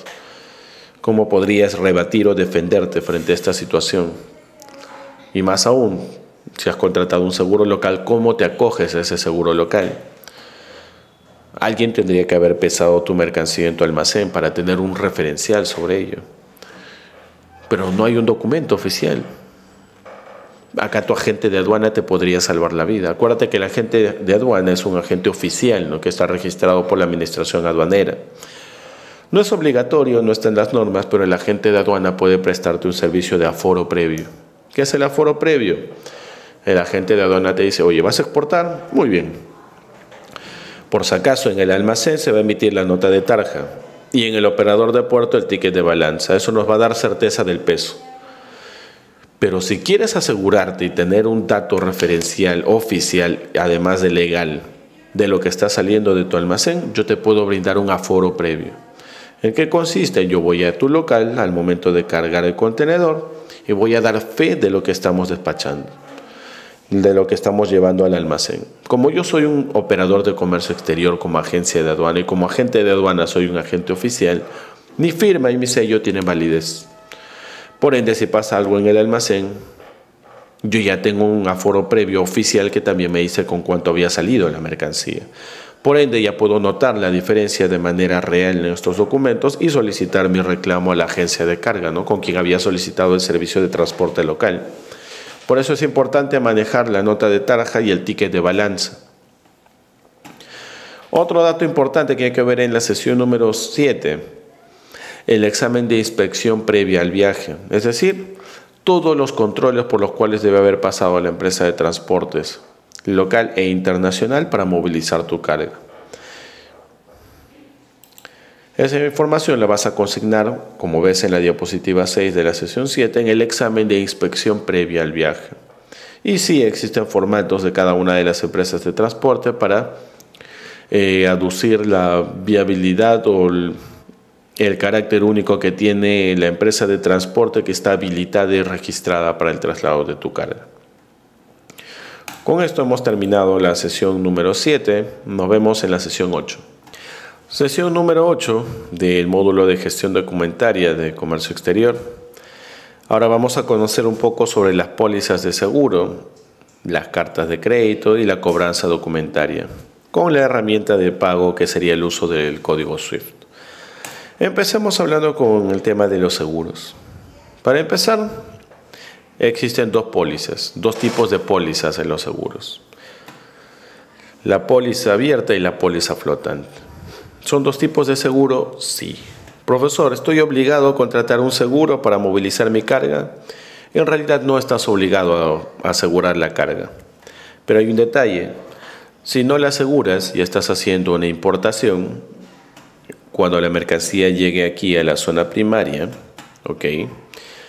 vas a tener que, para esa importación para consumo, recurrir al pago de los tributos a la importación.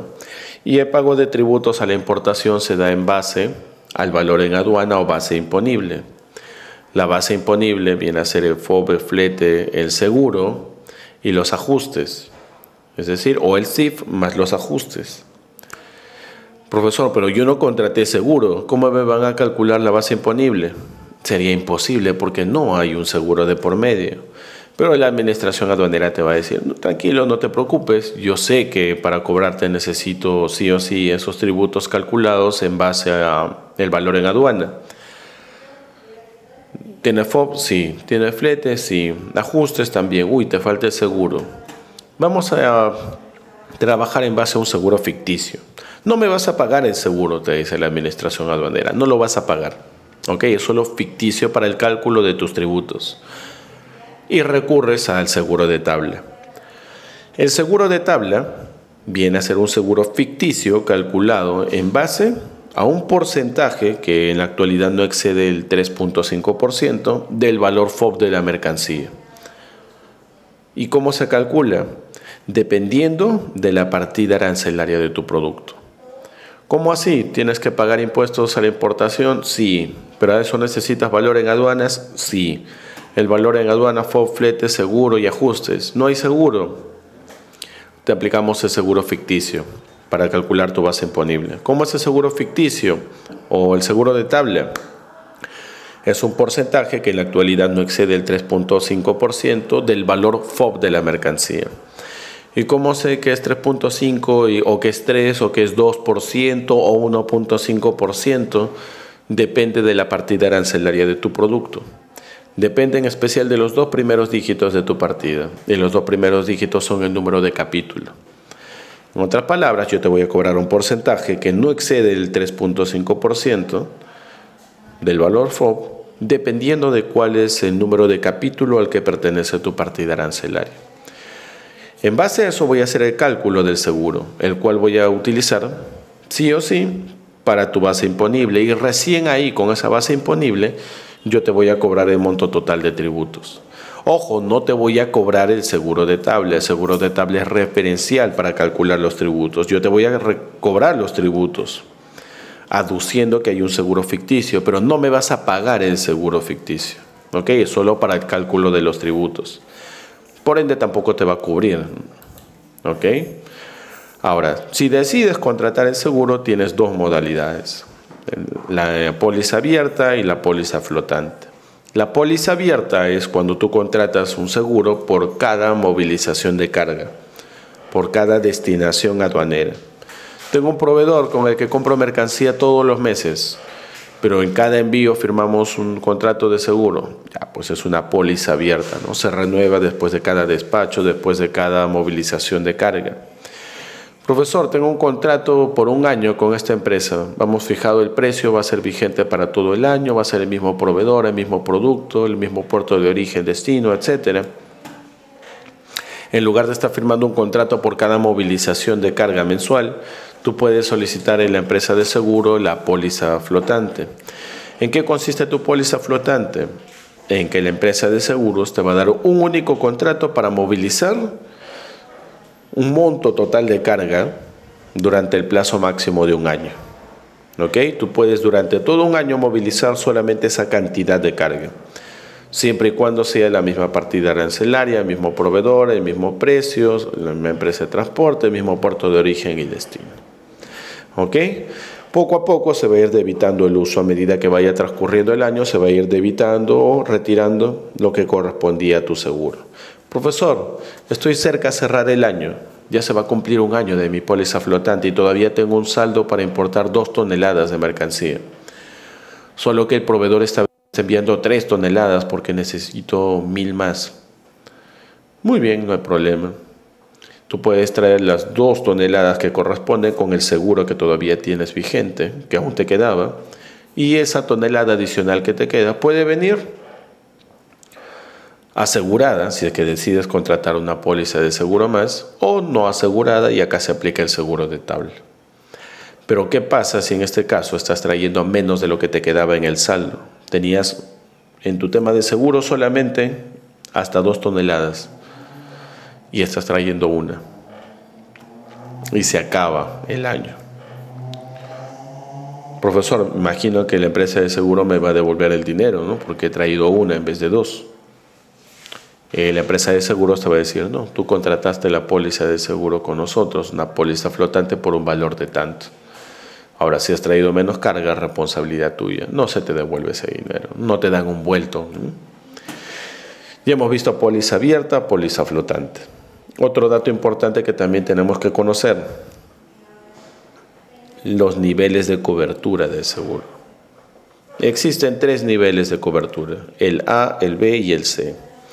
El nivel de cobertura A prácticamente es un seguro que te cubre contra todo, entre comillas contra todo, porque depende de la empresa de seguro que contrates, las cláusulas que tenga en el formato A. En el formato B es un seguro término medio, no te cubre ni todo, pero tampoco, no tantas limitantes que te coloque como restricción en la cobertura.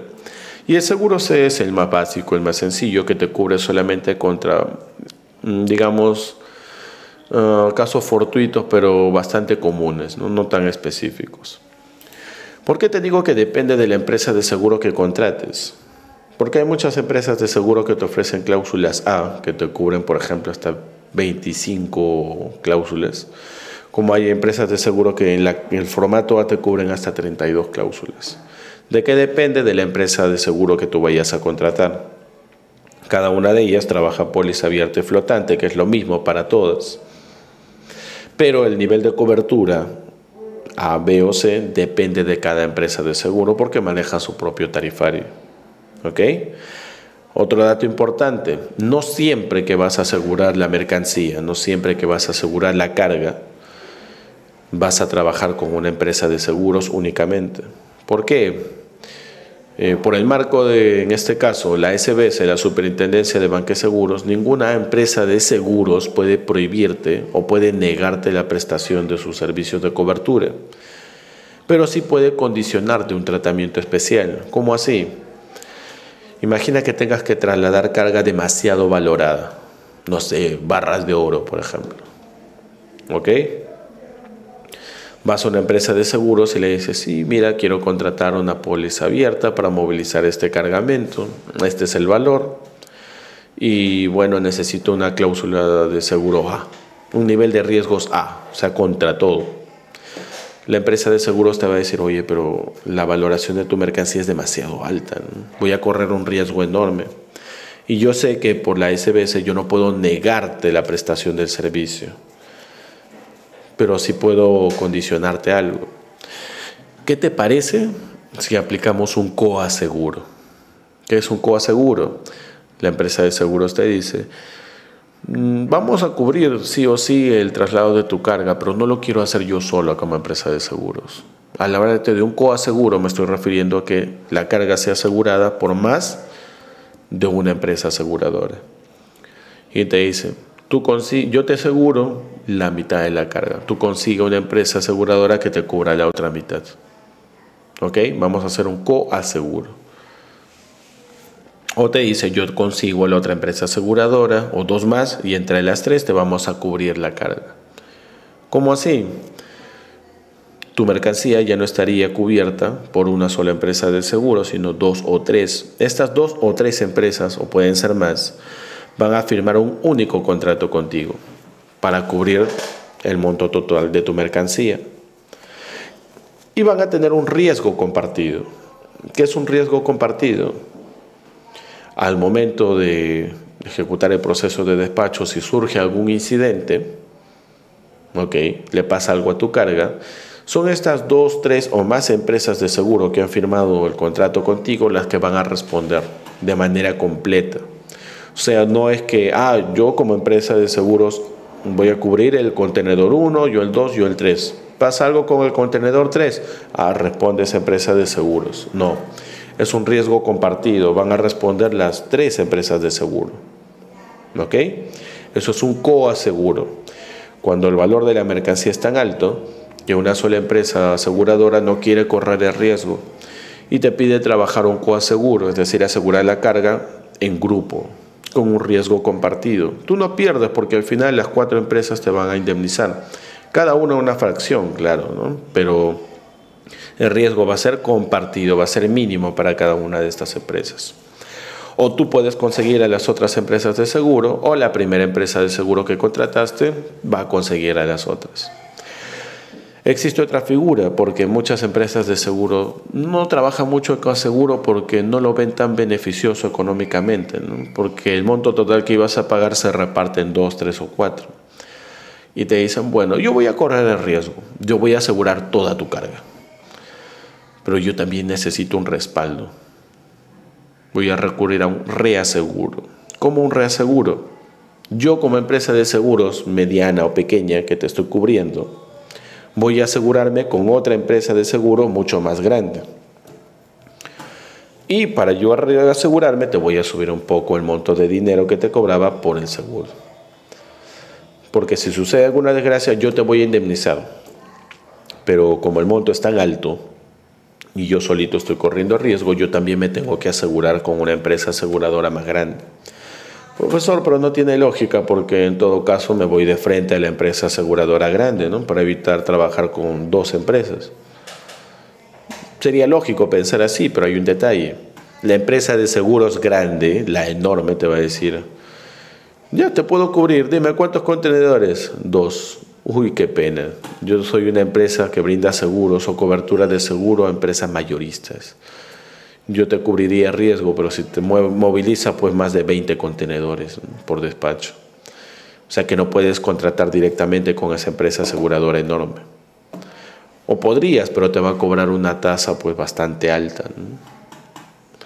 Así que existen también estas dos figuras, el coaseguro y el reaseguro. Nuevamente, acuérdate, hemos visto dos tipos de pólizas, la abierta y la flotante. Niveles de cobertura A, B y C.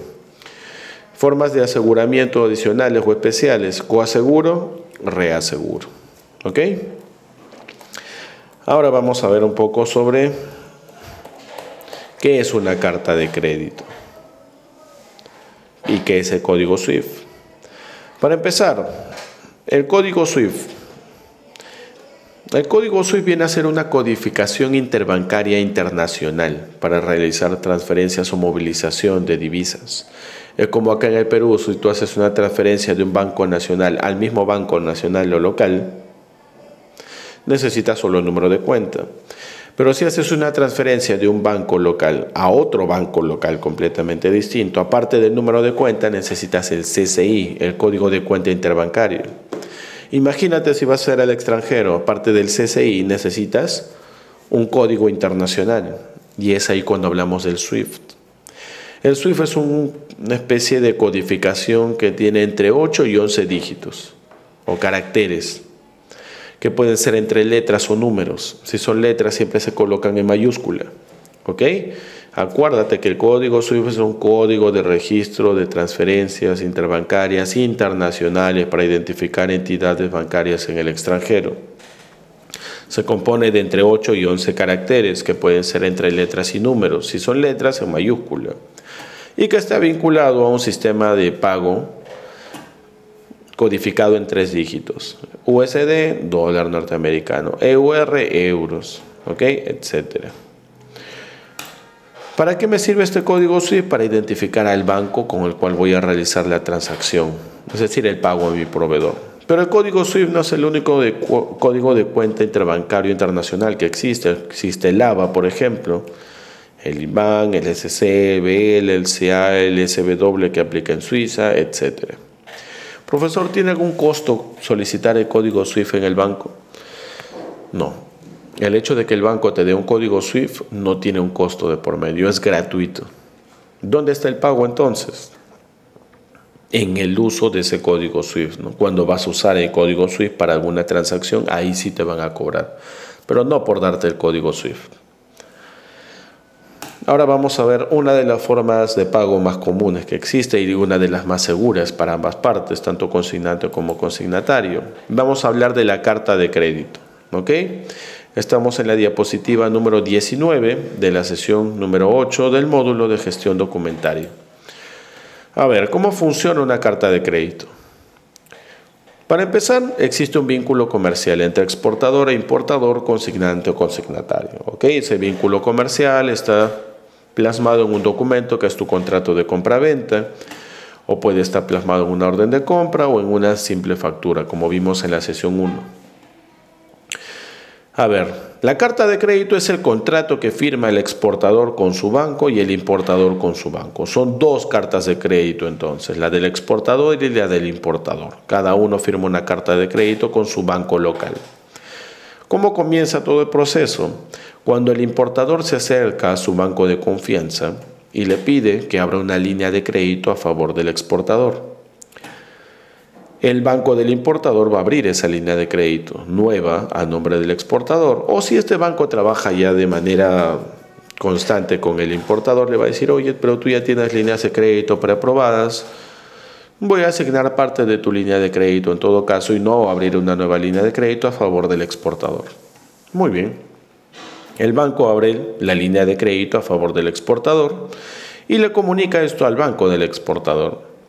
Le dice, oye, banco del exportador, por si acaso ya se aperturó una línea de crédito irrevocable. ¿Ok? Es decir, que el importador no puede anular. Pero va a ser efectiva cuando se haya realizado la confirmación o el aviso del despacho. Por ende, el banco del exportador va a revisar los estados de cuenta y va a ver que tiene ya la mercancía contable. Perdón, ya tiene el dinero contable. Aparece como saldo contable, pero todavía no aparece como disponible. Le comunica esto al exportador y le dice, oye, por si acaso ya tenemos la línea de crédito irrevocable, ya tenemos el monto de dinero asignado a tu nombre. Pero, aparte de ser irrevocable, es decir, que no puede anularlo el importador, la única forma para que sea efectivo es que tú hagas de una vez el embarque o el despacho. El exportador hace el despacho de la mercancía, actualiza la DAM 4041 y le entrega los documentos a su banco. Él le dice, oye banco, mira, ya hice la exportación, ya hice el embarque, acá están los documentos, la DAM 41. El banco del exportador va a revisar los documentos y los va a enviar al banco del importador por una agencia de envío rápido o un courier. El banco del importador recibe los documentos y tan pronto recibe los documentos libera la línea de crédito. El monto que estaba como saldo contable ahora aparece como disponible para el exportador. Y el banco del importador, al recibir los documentos, negocia con el importador. Oye, ya tengo tus documentos, págame la línea de crédito o lo ponemos a plazos, toma tus documentos y haz tu nacionalización. Finalmente, ambos terminan ganando, tanto exportador como importador, en tema de la seguridad de movilización de capitales y de mercancía.